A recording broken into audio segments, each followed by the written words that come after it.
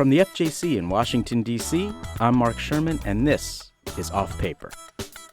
Today we explore how officers conducting community supervision with higher-risk individuals can serve as agents of change. Our guest, Dr. G Burgin, is a clinical psychologist specializing in correctional and criminal justice psychology. For over 25 years, he has been dedicated to the development and implementation of empirically validated correctional services.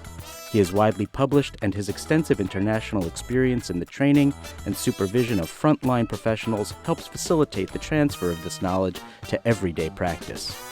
As co-lead for Canada's Strategic Training Initiative in Community Supervision, otherwise known as STICS, Guy is recognized for translating research into useful and practical concepts, skills, and techniques intended to promote client engagement and facilitate prosocial change. So stay tuned, folks. It's going to be a good one. G Burgin, welcome to the program. Hi, Mark.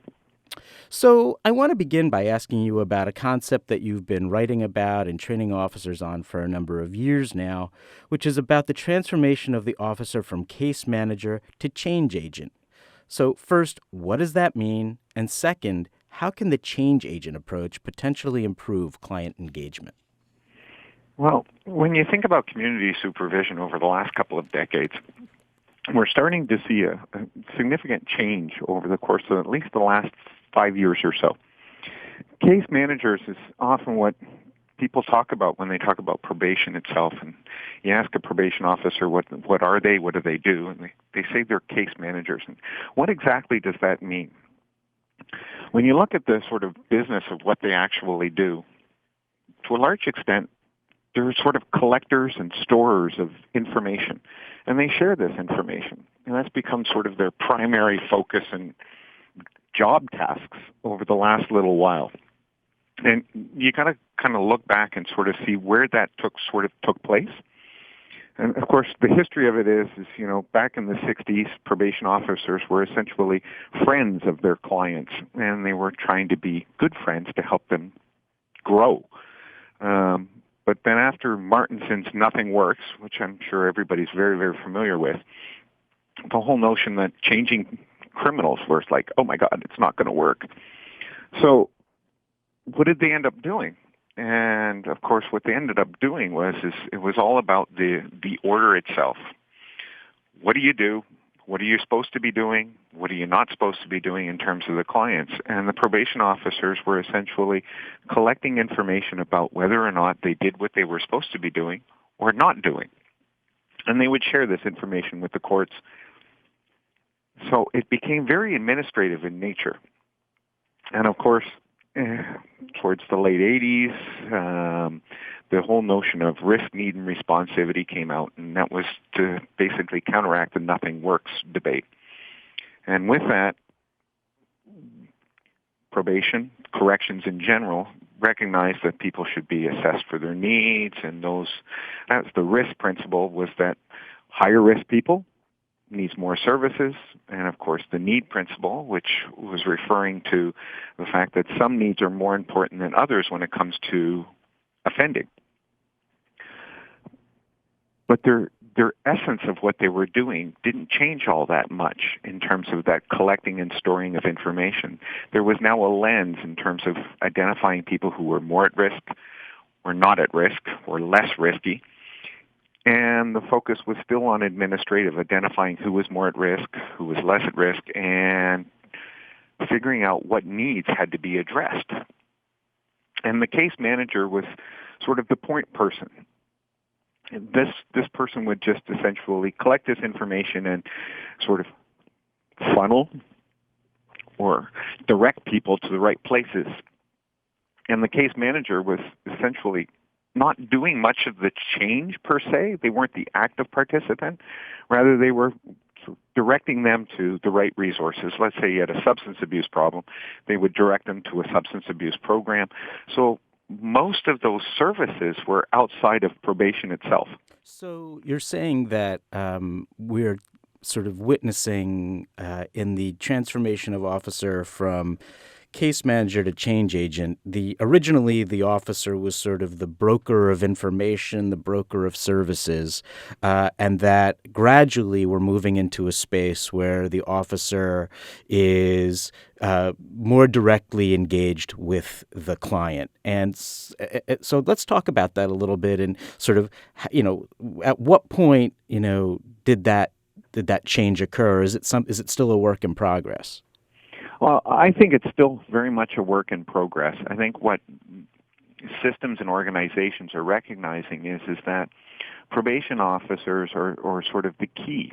They're the ones who actually see the people most often over the course of a lengthy period of time. And here you have this great opportunity for them to actually get active and be down and dirty in terms of providing services to clients and starting to facilitate change. So in terms of the change agent approach is rather than just being what I would call a travel agent, where you're going to go, what do you want? What does this person need? And sort of brokering those services and helping them get to those services and almost washing their hands. Well, now this guy's in a treatment program, that those treatment providers are the experts at change. Now we go, well, the probation officer itself, we can tap into and leverage their expertise with offenders to go, well, they know them really well. Let's provide them with the sort of skills and abilities to start facilitating change. So one of the things that's become quite clear both through the research and now through the training that U.S. Probation and Pretrial Services officers are receiving is the centrality of understanding cognitive behavioral therapy and principles related to it as sort of the core of the practices that, at least in supervision, officers need to engage in with clients. Can you talk a little bit about that and sort of how that's played out? Sure. The cognitive behavioral approach, this is essentially the primary thing behind that, or the essence of it is that our thinking is what really drives behavior. And this, I think, is one of the biggest challenges for people to understand completely what that means. Too often when we ask people why they do what they do, their answers tend to be an explanation based on things outside of them. I often do in training that I ask people to stand up, and I ask them a simple reason why they stood up. And the answers are typically ones of, well, you asked, I was being polite, and so on and so forth. They typically respond in, is the outside world caused me, or is the causal agent to why I did what I do? With the cognitive behavioral approach, it sort of goes, well, yeah, those factors are relevant, context, but they're not the causal agent. When we start thinking about what's the causal agent from a cognitive behavioral perspective, it's the person themselves and the essence of, taking responsibility and being responsible for our actions. The cognitive behavioral approach essentially goes, the cause of our actions are internal. They're ourselves. They're what we think, what we feel, what's going on inside of our heads. And this is sort of an essence of, when you think of offenders and all the reasons why they do what they do, we get all kinds of excuses from because somebody else did this, somebody else did this. And the cognitive behavioral approach goes, well, that's context, but the real reason is what you think, and taking responsibility for all that you think and you feel and you do. So this is interesting because, there is certainly some thinking among the correctional community that taking that kind of an approach is perhaps letting the offender off the hook. But what you're saying is that taking the cognitive behavioral approach is actually really making sure that the responsibility is on the client, right? That they are taking responsibility for their thoughts and the actions that they take based on their thoughts, and that it's not caused by they can't blame it on some outside force that caused that the devil made me do it kind of thing. Exactly. And this, to me, is the struggles, because all of us have preconceived notions of why we do what we do, whether it's ourselves or somebody else. And to truly understand it is if you take complete responsibility, and some people go, well, that's being too responsible. I can't be responsible for, let's say, my parents and the dysfunction that occurred in my family of origin. No, you're not responsible for the dysfunction in your family origin. Yes, that provided context for what you grew up with, but people learn things. And, in essence, whatever it is you learn during the course of your life, where does it get stored? It gets stored inside of your brain. And ultimately, when push comes to shove, is who decides whether you do something or don't do something? Who decides what you think? It's entirely up to you. And, it's almost like I want you to be responsible for your intelligent choices as well as your not so intelligent choices. But that's your choice. And it doesn't mean that we're not empathic or take into consideration that they may have had a hard life or whatnot. That's not the point. The point is today, what are you going to do about it? Right. So it really comes down to this concept of agency, right? Yes. And personal responsibility. And so I think that's valuable when we think about sort of what the role of the officer is in this context and really what the responsibility and role of the client is. And so let me ask you, what does that look like if I'm an officer and I'm engaging in a cognitive behavioral approach in terms of my supervision practice with my client? What does that look like in contrast to sort of the old dog chow or the old way of doing things? Well, in a quick nutshell, the old way of doing things was essentially we would dispense advice. We would give solutions to their problems and say, go do this. And we could be nice about it and be encouraging or whatnot, or we can lay down consequences should they not do these particular strategies. In the cognitive behavioral approach, what we realize is that just like the offender needs to take responsibility for his choices and his thinking and his behavior, so too does the officer.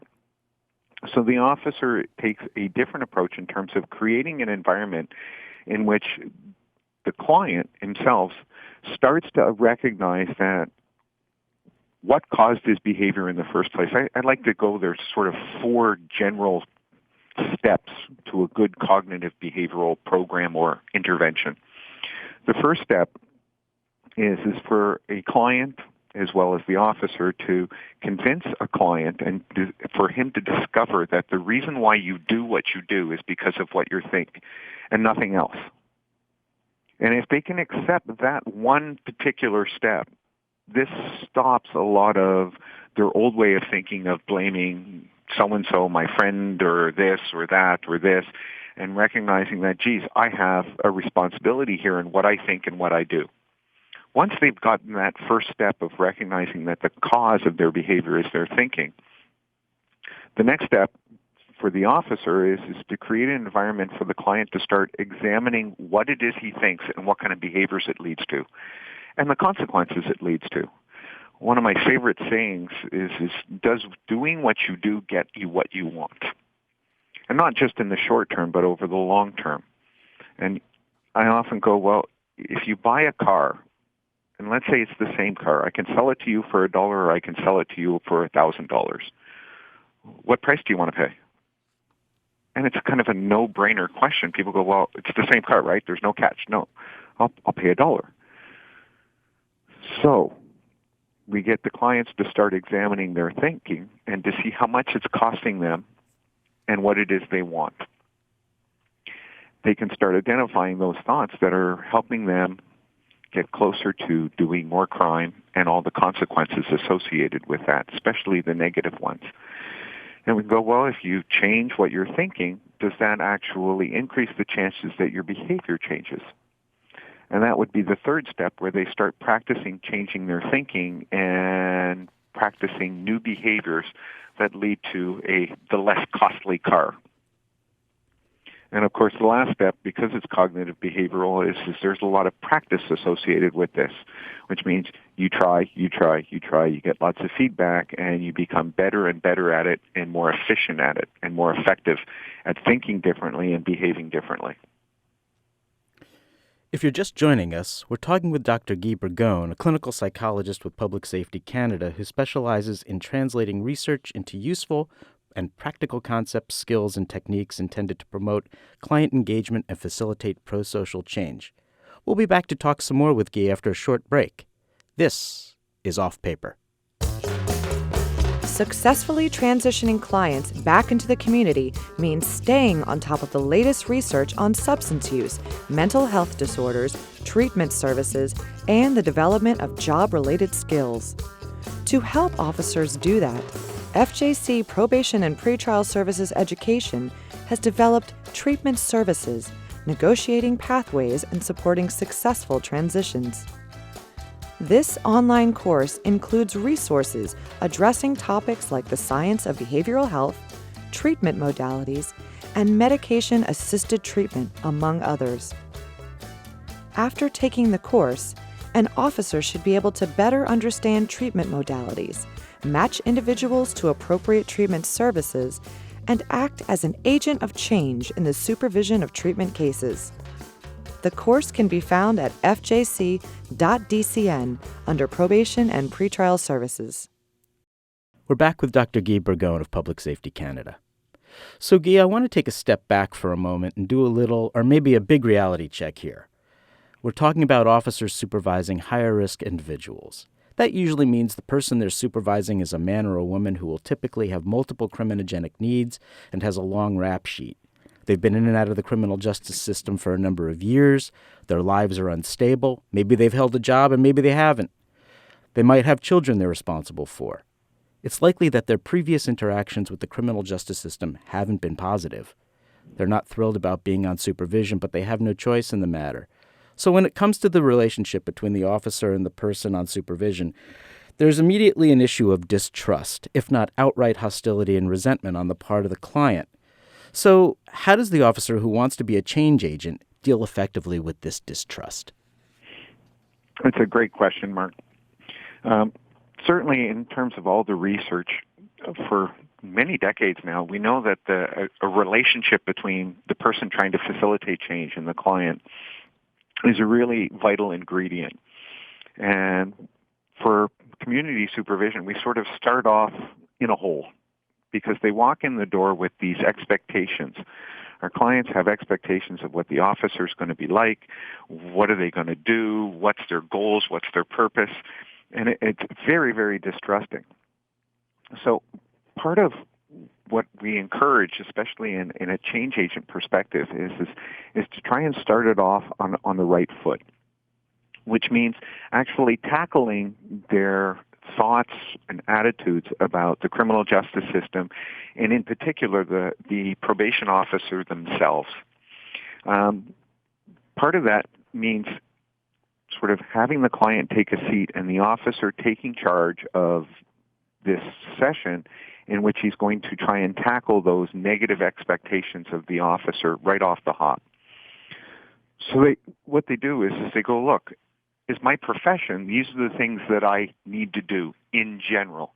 These are my responsibilities to the court, my responsibilities to my organization, and my responsibilities to you, the client. And actually have them understand these are what my roles are.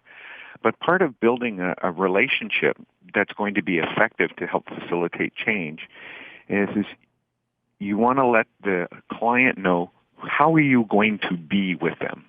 Here's a sort of, when you got the roles and responsibilities, you got a big nutshell of this is what I do and why I do it. And then the next question is how am I going to be when I'm going to be with you? So we use something called role clarification, where you start to talk about not you and that you like long walks in the park and whatnot, but what your professional personality is like. Because your client's going to get to know your professional personality over time. So why not you lay down your cards right off the hop about this is what my professional personality is like, who I'm going to be and how I'm going to act with you. those particular sort of activities start off right away of tackling those negative expectations and building more realistic ones. And then, of course, it's the officer's job to follow through on those. Because typically when the client comes in, we just go, this is what you're going to do, this is what you're not going to do, you're going to report here. And it's all about the client behavior and the client focus. We throw it on, sort of flip it on its head, and it's all about the officer themselves, and this is the way I'm going to be. And that sort of starts the process of getting them to understand where you're coming from and changing those negative expectations. And of course, the end of that role clarification is once the client can understand where the officer's coming from and how the officer's going to be, you then ask the client, how are you going to be and what can I expect of you? And this sort of changes the dynamic from sort of the power broker of the probation officer just telling the client what to do, making it more collaborative in nature and addressing those negative expectations. So, and I assume that the research sort of bears out that approach, the beginning with role clarification, is generally a successful way of beginning a relationship with a involuntary client, somebody who's coming in where there is this sort of this level of distrust coming into the relationship. So I can just sort of visualize folks listening to our conversation here thinking, how on earth is that going to work with these guys, these men and women who are coming to see me? They already hate me, right? So, how on earth is that going to work? And in the late 90s, early 90s, Chris Trotter sort of introduced the whole notion of role clarification with involuntary clients, and now it's been about 2 decades. This is certainly a way that actually helps change the dynamic right away. Because when the client walks in the door, the dynamic's set up, especially with the higher risk clients, it's set up for basically fighting. By doing it this way, oftentimes what clients will do is look at you like you're from Mars when you do this, because this is something completely out of the ordinary of what they're used to. When you think about when they get arrested, they're drilled with questions, they're interrogated and told what to do and told how to say it and everything like that. And then all of a sudden it's not even about them, it's about the other person on the other side of the desk. And this sort of stops them in their tracks to go, oh, something's different here. And it starts that process to allow engagement. Because I'll go on a sidetrack here. If you think about responsivity, and responsivity itself is what does that mean? Essentially, the original writing, there was 2 aspects to it. The general responsibility about using cognitive behavioral approaches, because the research shows that this hands-on, concrete kind of learning is going to be more effective at facilitating change with clients. The other part was more specific to trying to address the specific ways in which they learn, whether it's cultural, gender-based, whatever it is. And part of the research, I take our researchers, and I'm one of them, we've done a poor job at sort of illustrating what that actually means. And even if you're successful at it, what's the impact of being successful at responsivity? And to me, I guess the first thing that you would see if you were successfully being responsive to your client would be engagement. They're going to actually talk and listen to you. This is the first thing you would notice if you're being successful at them. If I'm using highly technical psychological terms, this is not responsive to them. They're not academically focused. They don't like big words. They like concrete, easy to visualize kind of words that make sense to them. And when you do that, then it gives them the power to be able to use your vocabulary to describe their own experiences. So you get engagement.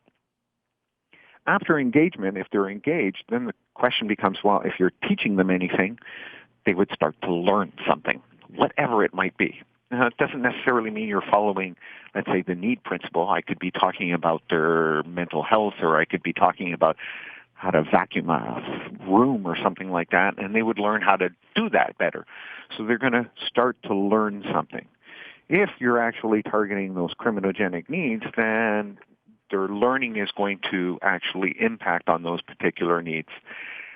And if the need is correct and it's a criminogenic need, then you would likely see reduced reoffending. So one of the things that you said that I think is quite intriguing is that by engaging in role clarification, with the officer sort of taking that approach at the beginning of the relationship, it's almost like a form of psychological jujitsu, because when you're working with the client, because the client is coming in expecting a confrontation. Is that fair? That's fair. And they're not going to get a confrontation. They're going to get a, hey, how are you doing? And let's just sort of start off by talking about what my role as the officer is. And that will sort of undermine that and kind of perhaps throw the client off balance a bit, because it's not a fight. It's not a confrontation. It's not me telling you I'm the authority figure and you're going to listen to me, right? This is actually about you. But in order for it to be about you, I simply need to tell you what my role is going to be and how sort of this process is going to work. Is that fair? That's fair. And it's interesting is one of the things that I've noticed over the course of many years of working with people in the criminal justice system is we're too quickly to go into what are we going to do together. Whether it's a treatment provider or a probation officer, it gets very task-focused. And sort of the key to good role clarification is to just talk about how we're going to be, who we are, and how we're going to be together, which really throws them for a loop because they're so used to directions or, compliance and orders and that kind of thing. So it starts off with just, this is who I am. And part of the process is recognizing the power imbalance by going, me as the probation officer, I'm going to throw my cards down on the table first, as opposed to having you discover what they are. Here's who I am and here's how I'm going to be. We haven't even talked about during this process, what are we going to do together? Like, what's our purposes behind it? I often use the phrase that, the judge sentenced you and also sentenced me for us to be together. So let's just talk about how we're going to be together before we even figure out what are we going to do together. Right. So while the client might be involuntary, so is the officer. Essentially, yes. So that's very helpful. I want to move on to this and dig deeper with the responsivity principle. You mentioned it. I think it's central to this part of the discussion, certainly, and it's a principle that is quite different. I mean, we know this on the surface, but certainly as we dig deeper, we really see as a principle that it's quite different from the risk principle and the need principle, though certainly related, as all three of those principles are. So is it fair to say that with the responsivity principle, you have written that it's really the officer needs to create what you have referred to as the optimal learning environment. And so is it fair then to say that the burden is on the officer to create that environment by being attuned to the client's attributes? That's one thing. And then is it also true that the client's optimal learning environment is not necessarily the same as the next client's optimal learning environment? Absolutely. One of the things that sort of has happened with the responsivity principle, which is really unfortunate, is we've sort of created these checklists of these are the attributes of the client. With the risk principle, it was very much sort of a client-focused. These are the risk level of the client. Same thing with the needs. It's very much client attributes. With the responsivity principle, if we just leave it at the client attributes, it's almost like, what do you do with it? So what? You've got an inner city female who's living in poverty. Okay, yeah. So that's with a grade 6 education. That's the attributes.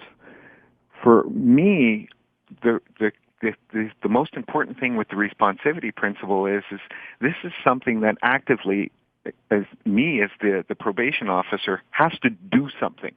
And it's what I do that actually dictates whether I'm being responsive or not. So it's not strictly about the client attributes. It's about what do I do? And when I start thinking about what do I do, it's just like, how do I help my client learn something, whatever that happens to be? And it's a question of, how do I set up an environment that's conducive for them to learn? Some clients they like it direct. They learn quicker when it's concrete and real. Others, it might be a little bit more abstract or feeling associated. Some might learn quicker when they can understand things in terms of relationships versus strictly themselves. And when I think of a lot of the psychological terms that many treatment programs use, they're really technical terms. And it's not the term, it's not the concept of the term itself that's a problem. Like you look at thinking errors. Many people are familiar with the term thinking error.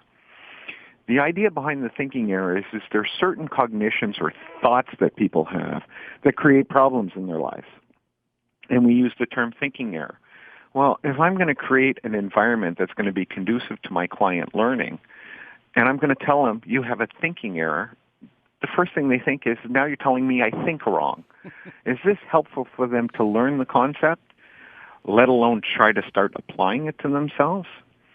If we changed the term, keeping the concept similar to something that's easier for them to understand, using a visual image, one of the things that I often encourage people to do is use something like colors to describe attitudes. As opposed to using the word positive and negative, there's just 4 general colors. And it's amazing how quickly that they can learn the language of colors and what it refers to, and then start applying it to themselves. This is a great example of responsivity because I'm using a concrete visual cue to help them understand a complicated psychological concept. So it's in the responsivity principle that we are really getting at the engagement with the client, the teaching of the skills, the development of the relationship, and ultimately, hopefully, the change in behavior. Is that fair to say? That is fair to say. And that's, I like what you said there because what it tells me and what I sort of always encourage is that before you can change your behavior, you need to change your thinking. Many of us have tried to either quit smoking, get healthier and do more exercise, lose weight. We all know what to do to get these things to actually have happened. And what's the barrier to all that? It's what we think. We think, I'll start my diet tomorrow. Oh, this cheesecake is talking to me. Whatever it happens to be, and it's our thinking. And if we can change the thinking, that really makes it much more likely that our behavior is going to change. But if we don't change the thinking, then that behavior is just sitting in the weeds, waiting to come out again at any moment in time. My guest is Dr. G Burgin, a clinical psychologist with Public Safety Canada. After a short break, we'll talk with Guy about the impact of the change agent approach on the officer's relationship with his or her supervisor and vice versa, and what the supervisor's role is in this context. Also, what are some ways the Probation and Pretrial Services Office as an organization can support officers as change agents? And finally, how does being a change agent affect an officer's relationship with the court and other stakeholders like prosecutors, defenders, and treatment providers? I'm Mark Sherman, and this is Off Paper. FJC Probation and Pretrial Services Education wants to provide officers as many services as it can and make them as easily available as possible. So we've developed a special topics page on fjc.dcn. There you will find a menu of options allowing you to search for center programs and resources arranged by role for U.S. probation and pretrial officers. You can also browse streaming videos on criminal justice and leadership.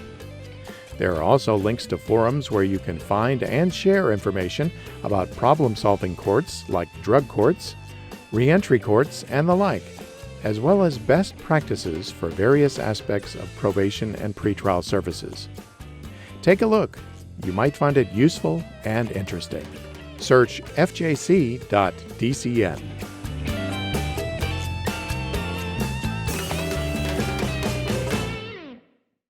Dr. Guy Burgin of Public Safety Canada is our guest.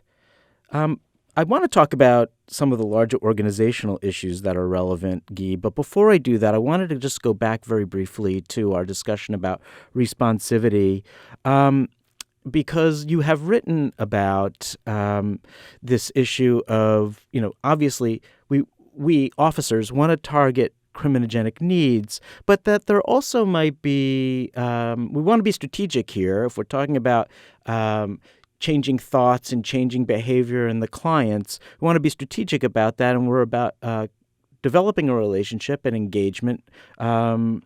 So what about the use of services that target non-criminogenic needs as a way of enhancing engagement? And here I'm referring to the study by Dr. Nana Messina of UCLA and co-authors that examined women assigned to a gender-responsive treatment group compared to women assigned to a traditional therapeutic community. And the outcomes were better for the women in the gender-responsive treatment group, where those combined needs were addressed. And what does that tell us both for direct supervision of clients, but also treatment services provided by treatment contractors? For me, it's under the umbrella of responsivity. When we're trying to help a client and help them change, it's the entire person. It's very holistic in nature. Our criminogenic needs are not in isolation from all the other problems that they have. And one of the things that I see, especially in risk assessment, is we're trying to break them down and trying to identify very specific things. It's almost like little mail slots. And with those mail slots, some of them are non-criminogenic. They're not that much related to offending, and then some are criminogenic. But when we're working with someone, all of them are all part of the person's lives. And what I often try to do is help them conceptualize a person as a whole. And a great way for me to sort of describe that to people is again, it goes back to what drives behavior. Well, it's your thinking. The thinking, if you think of a dartboard, the bullseye is their thinking. Whatever you think is going to permeate across the rest of your existence, your behaviors, your interpersonal relationships, and so on and so forth. And that will impact both your criminogenic and non-criminogenic needs. The second circle, outside of the bullseye, is essentially all your interpersonal sphere, the people you choose to hang out with, your family members, how much time you spend with them, how much influence they're going to have, how much influence you're going to have with them, who your friends are. So your thinking influences your social sphere. And then sort of the wider one, the third circle, is what I call lifestyle sort of patterns. Whether it's a substance abuse lifestyle, an aggressive lifestyle, or a chaotic lifestyle, these are the things. But again, that bullseye, the center part, what you think and your attitudes will permeate all across the board. And one of the things I see that probation officers do, and this almost goes back to the organization, because we're so focused on just work on the criminogenic need and don't work on the whole person as a whole. Officers will try to get the client to work on a specific criminogenic need and almost force that on them. I find that if you can just get a collaborative goal, one that's prosocial in nature, it doesn't matter how or whatever you describe it, every criminogenic need a client has, I'll use an example because it's the best way to describe it. Let's say I have a client who wants to improve his relationship with his wife and improve his relationship with his kids. He wants to be a better husband and a better father.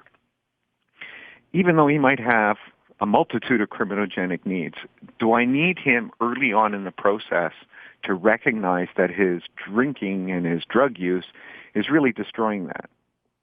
I don't need to do that. If I can get him to go, hey, I'm willing to help you improve that, I know for a fact that these criminogenic needs are going to permeate that, as well as maybe some non-criminogenic needs. That's fine. I don't have to get you to go, yes, sir, you're right. That's a problem for me at this point in time. Part of the process is for them to start to discover that this is problematic for their bigger overall goal.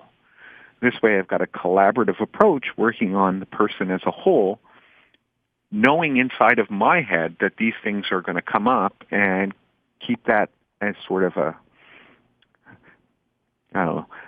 the other utensils on the table that the person's going to have to address.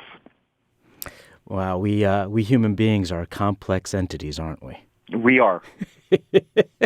I want to switch gears a little bit Sure. and talk about some of the larger organizational issues that are relevant here. As you know, officers don't operate in a bubble, and at least in federal probation and pretrial, the transformation of officers from case manager to change agent systemically is still quite new and a work in progress. So first, talk about what this means for the relationship. It's really a key relationship between the officer and his or her supervisor, how their roles might need to change, and what that looks like. Well, part of this is, like you said, is an organizational context. For better or worse, our organizations have really got to a point now where they're entirely focused on administrative aspects of the job, this collecting and storing of information. And supervisors are often tasked with assuring the quality of service. And when it comes down to it, those quality of services that the supervisor gets concerned about and is tasked with is making sure that, say, risk assessments are done on time, their case notes are done on time, all the sort of administrative aspects are done on time. And in the old school, even in a case management perspective, this was congruent with that sort of approach. In a change agent approach, the focus now becomes on is what is the officer doing to facilitate change? How are they building a relationship so that engagement happens? What's the sort of collaborative goals as the two are working on? And what are the tasks involved? And how is the client learning and starting to apply his learning to himself? These are foreign discussions between a supervisor and an officer because that's not part of their quality assurance mechanism. So what I've noticed over the last 5-6 years is that supervisors want to help sort of encourage and support this notion of change agent approach. And they recognize that their old way of interacting with their officers was not conducive to it because, again, it got down into the weeds of administrative details. So they needed to have a better way to have discussions with their officers that focus on basically the risk, need, responsivity factor, and in particular, what are the officers teaching their clients and what are their clients learning? And that's not really captured so much. We're worried about whether they're doing or not doing their conditions. Did a risk assessment get done? Did they go to some service outside of them? Now the question becomes is, can we have discussions about what's the client's process and progress in their change process? So I get very much that sort of transformation within the supervisor from the focus on administrative tasks and quality assurance and sort of checking the boxes in terms of the work the officer is doing to working with the officer in terms of, is the officer engaging with the client in a way to facilitate that prosocial change? I suspect that's a fairly big lift for most supervisors because that really hasn't been their role, at least for many, many years, I can certainly say, in the federal, in the U.S. probation and pretrial system. And, what are the kinds of things that supervisors need to focus on and think about as they make that transition? I mean, they're still going to have to do the task stuff. That's a core part of their job. But what kinds of things do they need to think about in terms of making their own, at least mental transformation from just focusing on the task-oriented administrative stuff and the quality assurance to perhaps working in a more developmental way with the officer? And this becomes one of the things that I think is really critical for not just the supervisors, but also the officers, the deputies, and the chiefs themselves, is recognizing that the organization's sort of vision and mandate is changing. And that's one in which we're trying to facilitate change in our clients and not simply be watchers. We're not just human bracelets, electronic monitorings of our clients anymore. So for the supervisors, one of the things that I think that they've really appreciated is having a not necessarily expertise at how to facilitate change, but knowing about the process itself and being curious to help their officers be able to take the moment in time to actually go, what am I doing and where am I going? And how am I getting there with my client? And giving them time and space to recognize or at least evaluate their client's response to various efforts they make to facilitate that change. So they need a really good understanding of risk, need, and responsivity, especially that newer perspective, and to start showing value to those change efforts as opposed to simply getting your paperwork done on time. So that's got to be, culturally, that is a huge shift. Certainly, it's fair to say that U.S. probation and pretrial just systemically has been, a fairly, I don't want to use the term I'm thinking of is progressive, not politically, obviously, but in terms of the way that it's been thinking about working with clients over the years. But even so, for an agency that has a very strong and important law enforcement role, that has got to be a major cultural change for that type of an organization, which sort of is trying to balance this law enforcement approach with the more sort of change agent, facilitating prosocial change type of approach that we're talking about today. And I suspect that organizations, probation and pretrial departments, let alone the individual supervisors who are supervising a unit and the senior management, I suspect they're really struggling with this stuff. There's the constant struggle in especially in corrections. The notion that law enforcement, and again, it boils down to me, it starts with what's your vision, what's the purpose of what it is you're doing. Are we simply a nanny? And I can't think of a better word. The mummy of some kid watching over, ready to dispense consequences for behaviors or not behaviors. Yes, that's part and parcel of what we do, but simply what we know from the research is that simple approach is not going to make a difference in the long run in terms of whether the person's going to reoffend or not reoffend. And in fact, there's some pretty decent research suggesting that that's actually counterintuitive and counterproductive to our notion of making our society safer. That actually increases the probability of someone reoffending.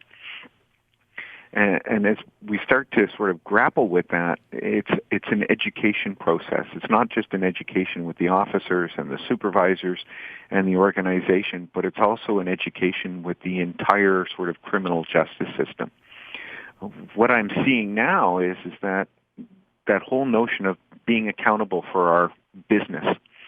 And people are asking more and more, is what we're doing actually doing what we want it to do, and that is making crime less likely to happen. And you're seeing this more and more going, well, if it's not, then we should start re-examining what we're doing.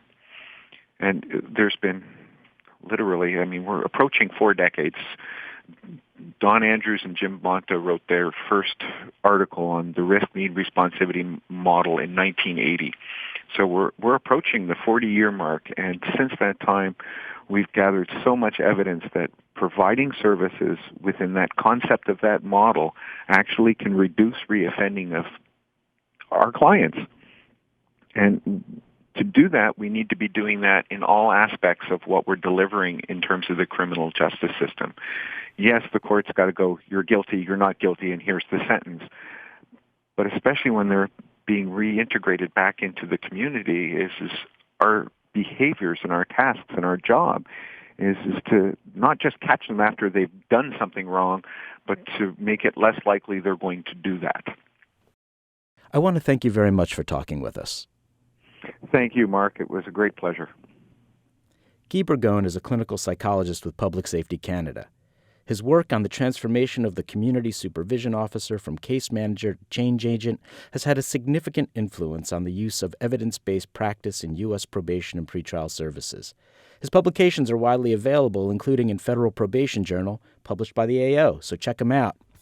Our producer is Paul Van Vest. The program is directed and edited by Craig Bowden. I'm Mark Sherman. Thanks for joining us. See you next time.